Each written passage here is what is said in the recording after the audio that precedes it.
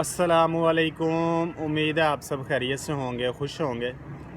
तो इस वीडियो में हम बात करने की कोशिश करते हैं कि माल्टा एम्बेसी की जानिब से जो भी नई अपडेट आ रही है या कोई कन्फ्यूजन पैदा करने की कोशिश हो रही है, तो चलें देखते हैं कि वो कन्फ्यूजन किस हद तक है और कहाँ तक ठीक है या गलत है।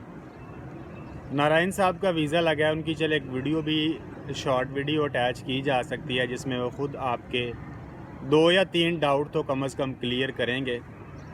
पहला डाउट तो ये है कि जिस बंदे ने 8 मंथ पूरे नहीं किए यूएई में वर्क वीज़ा पर, वो अप्लाई नहीं कर सकता भाई, ये बात तो कन्फर्म है। नारायण साहब के 15 दिन कम थे 8 महीने पूरे होने में, इनकी अपॉइंटमेंट भी थी, सब डॉक्यूमेंट रेडी थे, ये गए डॉक्यूमेंट लेके, लेकिन वीएफएस ने डॉक्यूमेंट कलेक्ट नहीं किए। उन्होंने कहा भाई एम्बेसी ने हमें सख्ती से कह रखा है कि जिस बंदे के 8 मंथ पूरे नहीं हुए वो डॉक्यूमेंट सबमिट नहीं करवा सकता। तो वो तो अपॉइंटमेंट हो गई वेस्ट, क्योंकि अपॉइंटमेंट के पैसे ना रिफ़ंड होते हैं, चाहे कैंसिल हो चाहे गुजर जाए, जो भी हो, पैसे रिफ़ंड या वापस नहीं मिलते।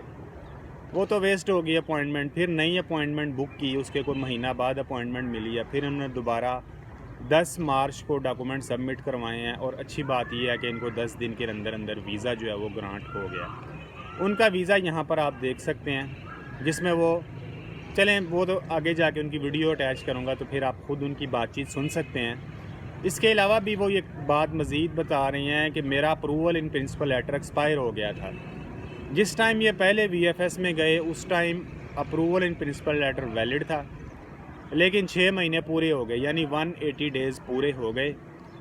जब नया अपॉइंटमेंट मिला, मैंने कहा कोई बात नहीं है, आप अप्लाई करें, 3 मंथ का ग्रेस पीरियड सब के लिए है, सब नेशनैलिटी के लिए है। तो वही बात हुई, अल्हम्दुलिल्लाह वो डॉक्यूमेंट दोबारा लेकर गए हैं, उनके डॉक्यूमेंट भी सबमिट हो गए हैं और वीज़ा भी ग्रांट हुआ है expire approval in principle letter के बाद के साथ। कोई भी बंदा आपको ये बोलो जी approval in principle letter expire हो जाए तो आप माल्टा ही नहीं जा सकते। भाई जब वीज़ा लग सकता है तो फिर माल्टा जाने में क्या मसला है। मेन चीज़ तो ये है कि एम्बेसी एक्सेप्ट करे। जब एम्बेसी ने एक्सेप्ट करके वीज़ा आपको ग्रांट कर दिया जिस पे लिखा हुआ है कि आप इस डेट से लेके इस डेट तक वीज़ा आपका वैलिड है, आप माल्टा के लिए ट्रैवल कर सकते हैं, तो फिर क्या चीज़ आपको रोक सकती है या क्या चीज़ मना कर सकती है। Approval in principle letter expire हो भाई, इसका कोई लिंक नहीं है। ये अब जाएंगे इंशाल्लाह। चलें यहाँ पर आप उनकी एक शॉर्ट वीडियो देख सकते हैं, बाकी जो मज़ीद डाउट रहेगा उस पर भी बात करने की कोशिश करते हैं। नेपाल से हूँ। मेरा जो है प्रिंसिपल लेटर 6 मंथ से भी ऊपर हो गया था, वो फेल हो गया था, लाइक एक्सपायर हो गया था। मैंने फिर भी सबमिट किया है बीएसएफ में। वो मेरा एक्सपायर हुआ था 21 डेज, फिर भी वो सबमिट किया और आज मेरा वीज़ा भी आ गया और मुझे वीज़ा भी लग गया है।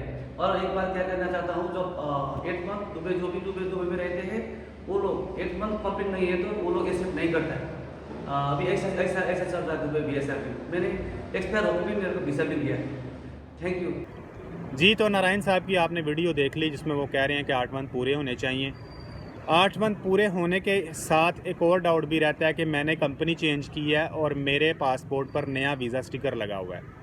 अब मैं 8 मंथ दोबारा पूरे करूं? पुरानी कंपनी का जो वीज़ा स्टिकर था या जो वीज़ा एक्सपायर हो गया उसके वीज़ा स्टिकर में और जो नया वीज़ा स्टिकर लगा, इन दोनों के गैप में अगर 1 महीने का गैप है तो फिर तो कोई मसला नहीं है, लेकिन अगर 1 महीने से ज़्यादा का गैप है, पुराना वीज़ा स्टिकर एक्सपायर हो गया था बिलफर्ज जनवरी में और नया वीज़ा स्टिकर लगा है आपका आके मार्च में, तो भाई आप एलिजिबल नहीं हैं। आपको ये जो मार्च वाला स्टिकर है इस पर 8 महीने पूरे करने पड़ेंगे। 1 मंथ जो ग्रेस पीरियड नॉर्मली रहता है यूएई में, अगर उसके दौरान नहीं नई कंपनी का वीज़ा स्टिकर लग गया या उसी कंपनी का वीज़ा स्टिकर लग गया, एलिजिबल हैं, अप्लाई कर सकते हैं। लेकिन अगर 1 महीने से ज़्यादा का गैप है, 8 महीने आपको दोबारा पूरे करने पड़ेंगे। ये मेरा ख्याल है, ये भी बात आप जहन में रखें, क्योंकि 21 तारीख को एक भाई की अपॉइंटमेंट थी, वो गए हैं, उनका 2 महीने का गैप था दोनों वीज़ा स्टिकर के दरमियान। हालांकि वो पिछले लंबे अरसे से यूएई में रहते चले आ रहे थे, तो उन्होंने बोला भाई आपका स्टेटस इस तरह एम्बेसी ने एक्सेप्ट नहीं करना और ये आपकी पक्की रिफ्यूज़ल है, और एम्बेसी ने हमें मना भी कर रखा है कि किसी भी ऐसे बंदे से डॉक्यूमेंट नहीं लेने जिसका इतना लंबा गैप हो दोनों वीज़ा स्टिकर के दरमियान या वीज़ा के दरमियान, तो हम नहीं ले सकते। ये जो नया वीज़ा स्टिकर है इस पर आपने 8 मंथ पूरे करने हैं। ये भी बात क्लियर हो गई। और नेक्स्ट आते हैं कि जी एनओसी अब मांग रही है वीएफएस। ये बात आपकी बिल्कुल दुरुस्त है। 21 या 22 तारीख से उन्होंने माल्टा की चेक लिस्ट जो है उसको अपडेट कर दिया है कि जो एनओसी है, एनओसी से मुराद ये है कि सर्विस लेटर रिक्वायर है कंपनी की जानिब से, जिसमें ये लिखा हो कि ये बंदा माल्टा के लिए वर्क वीज़ा के लिए अप्लाई कर रहा है, हमारे इल्म में है और हमें कोई एतराज़ नहीं है। एतराज़ से मुराद वही NOC वाली बात आ गई है।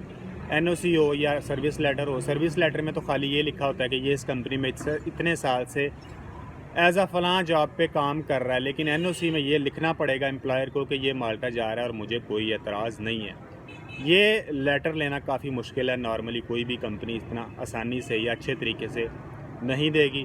100 में से 2-4 कंपनियां जो हैं वो देगी। ये बहरहाल एक मुश्किल सूरत हाल है जिसका सामना करना पड़ सकता है। लेकिन आप ये ना सोचें कि अब अप्लाई नहीं हो सकता NOC के बगैर। NOC के बगैर भी अप्लाई हो रहा है। वो डॉक्यूमेंट ले रहे हैं लोगों से, आज भी लिए हैं, कल भी लिए हैं, और साथ लिख देते हैं कि इस बंदे के पास NOC नहीं है। फ़ाइल बहरहाल वो ले रहे हैं और साथ ये भी बोल देते हैं कि एम्बेसी की ये रिक्वायरमेंट है, अभी आपके पास नहीं है तो भाई हमारी कोई ज़िम्मेदारी नहीं है, अब आप अरेंज नहीं कर सकते। या जिनकी कंपनियां जिनको पक्का यकीन है कि हमें NOC कंपनी नहीं देगा तो उनके पास तो कोई ऑप्शन नहीं है, वो तो उसके बगैर ही डॉक्यूमेंट सबमिट करवाएंगे क्योंकि इसके अलावा कोई हल नहीं है। बहरहाल फ़ाइल जो है वो एक्सेप्ट हो जाएगी। थ्रू आउट जब भी NOC वाली शर्त लगी है, डॉक्यूमेंट सबमिट हुए हैं लोगों के NOC के साथ भी और विदाउट NOC भी। अभी देखते हैं नेक्स्ट 7 या 10 दिन में क्या उनको रिज़ल्ट या नतीजा रिसीव होता है। इंटरव्यू की कॉल बहरहाल आ रही है और अभी इसके साथ साथ 90% लोगों को वो इंटरव्यू के लिए बुला रहे हैं, चाहे सेम ट्रेड है डिफरेंट ट्रेड है। लेकिन बहरहाल अच्छी बात यह है कि वीज़ा ग्रांट हो रहे हैं। अदर ट्रेड में भी बहुत ज़्यादा वीज़ा ग्रांट हुए हैं। उसकी एक वीडियो मेरा ख्याल है मैं एक सेपरेट या कल वीडियो आपको बनाकर बताऊँगा। और तो और सऊदी अरब से भी वीज़ा ग्रांट हो गया, जो कि 8 से 9 माह के अरसे के दौरान पहला वीज़ा जो मैंने देखा है, उनके लिए क्या डॉक्यूमेंटेशन रिक्वायर थी उस पर भी एक सेपरेट वीडियो बनाकर आपको इन्फॉर्मेशन दी जा सकती है। वीडियो को अगर किसी पॉइंट पर हेल्पफुल समझ सकते हैं तो शेयर कर सकते हैं। चैनल को ज़रूर सब्सक्राइब कीजिएगा। मिलते हैं नेक्स्ट वीडियो में। टिल देन टेक केयर जी। अस्सलाम वालेकुम।